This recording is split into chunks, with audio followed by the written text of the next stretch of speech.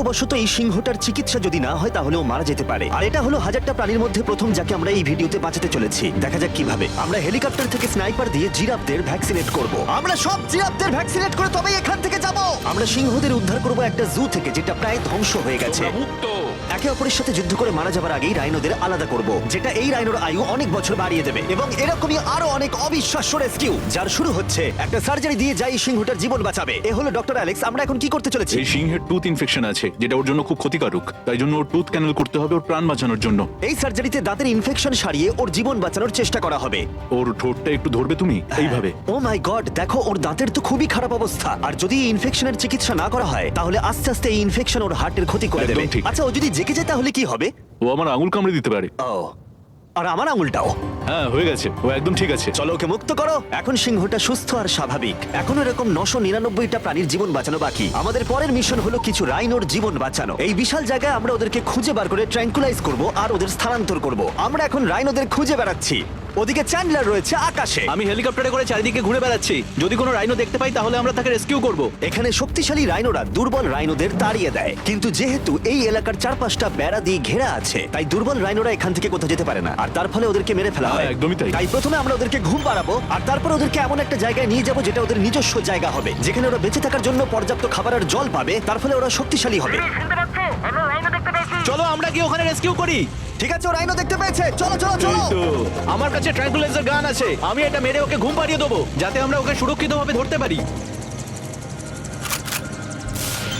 আমরা পেরেছি। Chandler রাইনোকে hit করেছে। চলো চলো। একটা রাইনো ঘুমিয়ে পড়েছে, পরেরটা দেখি। Chandler, good shot. প্রথমেই আমরা ওর অ্যান্টি পোচিং কলারটা খুলে নেব, আর সেটা এইভাবে হবে। এই কলারটা রাইনোর স্পিড ট্র্যাক করে, আর এর ফলে ও স্থানীয় জায়গাতেই থেকে যায়। যদি হঠাৎ রাইনো খোলামেলা জায়গায় দৌড়তে শুরু করে যখন চারপাশে কোনো প্রাণী নেই, তখন আমরা জানি শিকারীরা ওকে মারার চেষ্টা করতে পারে। আমরা চেষ্টা করব যাতে এই রাইনোদের আয়ু অনেকটাই বেড়ে যায়, কারণ ওদের সংখ্যা খুব একটা বেশি নয় পৃথিবীতে। হ্যাঁ, তোমাকে অনেক ধন্যবাদ, এটাই আমার বলার ছিল। তাহলে এটা হলো একটা মাইক্রোচিপ, যেটা আমরা ওর শিঙের ভেতরে ঢুকিয়ে দেব। তারপর সেটা আঠা দিয়ে আটকে দেব। এবার যদি কোনো শিকারী ওকে বেআইনি ভাবে মারার চেষ্টা করে তাহলে কালোবাজারে ওর শিং বিক্রি করার সময় আমরা ট্রেস করে ওদেরকে ধরতেও পারবো। এবার এই রাইনোকে এমন একটা জায়গায় নিয়ে যাওয়া যাক যেখানে বড় রাইনো একে মারতে পারবে না। আমি জানি এটা দেখে বড় অদ্ভুত লাগছে, কিন্তু এটা এই রাইনোর আয়ু অনেকটাই বাড়িয়ে দেবে। চলো ওকে ভেতরে ঢোকাও। এটা তোমার ভালোর জন্যই। ভিতরে ঢোকো। আমরা এমন একটা সুরক্ষিত জায়গায় এখন রয়েছি যেখানে এই রাইনোকে কেউ তাড়াবে না আর মেরেও দেবে না। ঠিক আছে, আমরা এখন থেকে ওকে হিপো বলে ডাকবো। হিপো? ও তো রাইনো। হ্যাঁ, কিন্তু ওর নাম হিপো। ওকে আমি ডাকবো হিপো দ্য রাইনো। ঠিক আছে। ঠিক আছে, হিপো দ্য রাইনো, তোমার জীবন ভালো কাটুক। আমাদের এখনো অনেক প্রাণীদের জীবন বাঁচাতে হবে। আর অন্যদিকে আমার বন্ধুরা যখন দুটো ছোট রাইনোর জীবন বাঁচালো, তখন এদিকে আমরা নজর দিলাম একটু লম্বা প্রাণীর দিকে। জিরাফস। নাও ভ্যাকসিন। আমরা ওদেরকে ভ্যাকসিন শুট করলাম। দারুণ। রাইনোদের ট্র্যাঙ্কুলাইজ একটু আলাদা ছিল, কারণ এই হাই পাওয়ার্ড এয়ার রাইফেলগুলো এই জিরাফের শরীরে একটা বড় সিরিঞ্জ ঢুকিয়ে দেয়, যেটাতে রয়েছে জীবন বাঁচানোর ওষুধ। তোমাদের ভ্যাকসিন এনজয় করো, দিন তোমাদের ভালো কাটুক। ওরা পালাচ্ছে কেন? আমরা তো ওদের জীবন বাঁচাচ্ছি। এই গোটা ভিডিওতে আমরা হাজারেরও বেশি প্রাণীদের জীবন বাঁচাবো, কিন্তু আমার মনে হয় জিরাফদের এটা কেউ বলেনি, কারণ ওরা এটাকে আরো কঠিন করে তুলছিল। জিরাফ, আমি তোমাকে ভ্যাকসিনেট করার চেষ্টা করছি। এটা তোমার জন্য ভালো, সত্যি বলছি। জিরাফ, ভ্যাকসিনটা নিয়ে নাও। আরে ও তো অনেকটা দূরে চলে গেল। মনে হচ্ছে আমাদের ট্যাকটিক্স এবার বদলাতে হবে। যেহেতু এই অঞ্চলটা আয়তনে বিশাল, তাই এটাই হলো সবচেয়ে সহজ পথ যাতে ওরা ভ্যাকসিনেট হয়। যদি ওখানে জিরাফদের কোনো কঠিন অসুখ হয় তাহলে কি ওরা মারা যেতে পারে? হ্যাঁ, 100% ওরা মরে যাবে। তাই নাকি? ও মাই গড, চলো আরো জিরাফের প্রাণ বাঁচানো যাক। ওই দেখো, ওখানে আরেকটা রয়েছে। আর সব জিরাফদের ভ্যাকসিনেট না করে আমরা এখান থেকে যাব না। যদিও এখানে বাতাস অনেকটা বড় প্রতিবন্ধকতা। তুমি এখন ওষুধ পেয়ে গেছো, ভালো থেকো। আমি আরো সাহায্য চাইলাম যাতে যতটা বেশি সম্ভব প্রাণীদের আমরা বাঁচাতে পারি।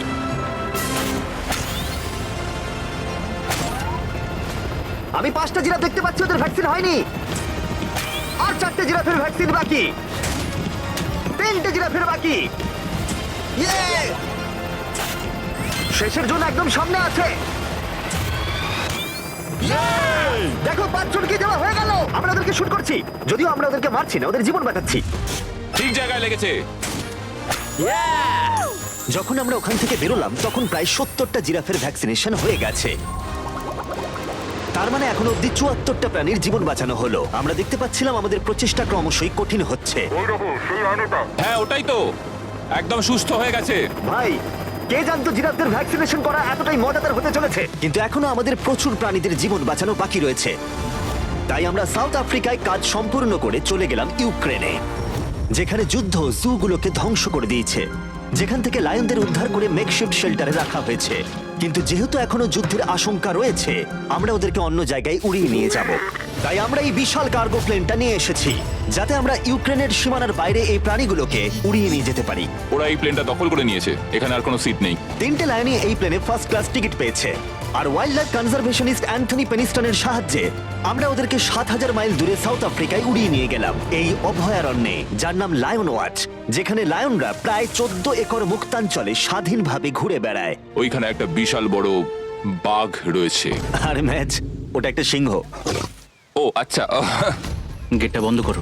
অ্যান্থনি প্রথম লায়নকে মুক্ত করবার পরে বাকি দুটো লায়নকে মুক্ত করতে হবে ম্যাচকে। কি আমাকে এটা করতে হবে? হ্যাঁ, তুমি রেডি? আমি রেডি। চলো করা যাক। চলো। ও মুক্ত। এই লায়নরা এখন যুদ্ধের বিপদ থেকে সম্পূর্ণ মুক্ত, আর ওরা স্বাধীনভাবে এখন আফ্রিকার জঙ্গলে ঘুরে বেড়াতে পারবে।